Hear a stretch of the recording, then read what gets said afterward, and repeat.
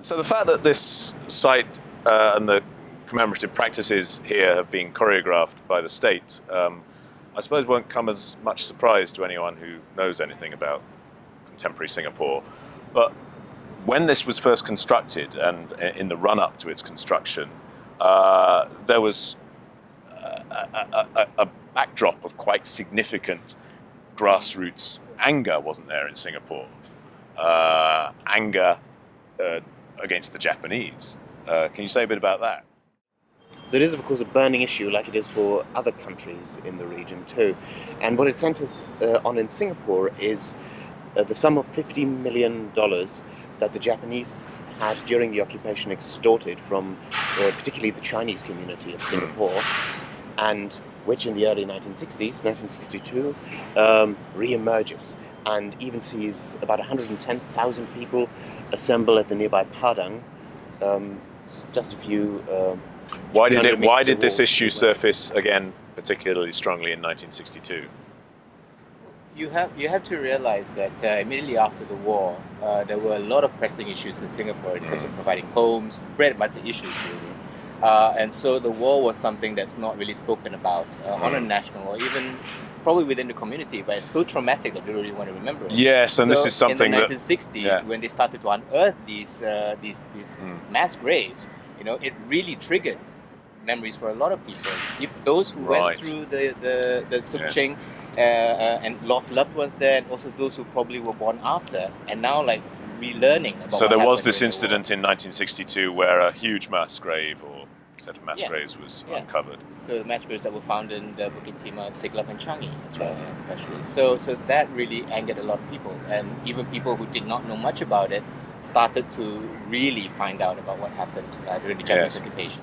So there was a lot of anger behind the creation of this site. The Singaporean state is responding to anger, particularly amongst the Chinese community, and demands for reparations from Japan.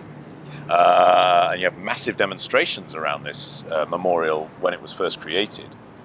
What happened to that anger? Well, the question is what happened to the 50 million, really, that were at the core of these demands, especially by the Chinese community of Singapore. And the answer is they were never repaid as reparations by the Chinese government. By the Japanese? By the Japanese government, directly.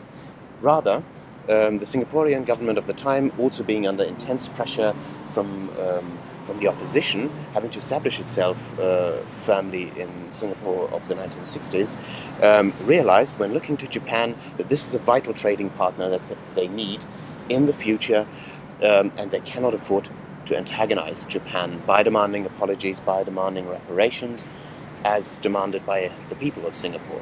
So what happens is that these demands get framed in a different manner. So the PAP government of the 1960s simply says, we can see, or rather the people of Singapore should see Japanese investment in post-war Singapore as reparation payments, and shouldn't be demanding actual reparation payments tit for tat, these $50 million. But in 1967, indeed, there is a trade agreement being struck between Japan and between Singapore. And maybe Hamza can weigh in exactly on what this trade agreement... So following that trade agreement, does the anger simply dissipate? Do people say, okay, well, we wanted reparations, but we've got investment, that's okay. Well, for let's what be I friends remember, with the Japanese. I think, some people did see that as a kind of reparation kind of thing, so it did sort of quell the anger a little bit. But it's also something that Lee Kuan Yew said is supposed to be the end of the issue, and he doesn't really want to hear anything more about getting the Japanese to pay more than that. So I think that solved the situation, or quelled the situation. Yeah, because there are payments and investments being made in the context of this trade agreement of 1967, but the Japanese are very outspoken about the fact that they don't want these to be labeled as reparation payments. Perhaps not outspoken, but insistent.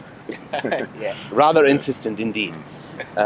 So we do get certain reparation payments, you might say, but they are made indirectly and are disguised investment as a proxy in for order reparation. not to antagonize the Japanese government and remain on good terms with this new and vital trading partner in Asia. Yeah, 1967 was also when the monument came up. So in some ways, I think this all also adds to this appearance that there is something done to remember the war contributions. So from the state's point of view, there's this rather neat resolution in 1967. Precisely. We have the monument, we're commemorating it properly, but we've also Got some- settled matters with Japan, and That's right. we've got this investment, so let's move on. That's right.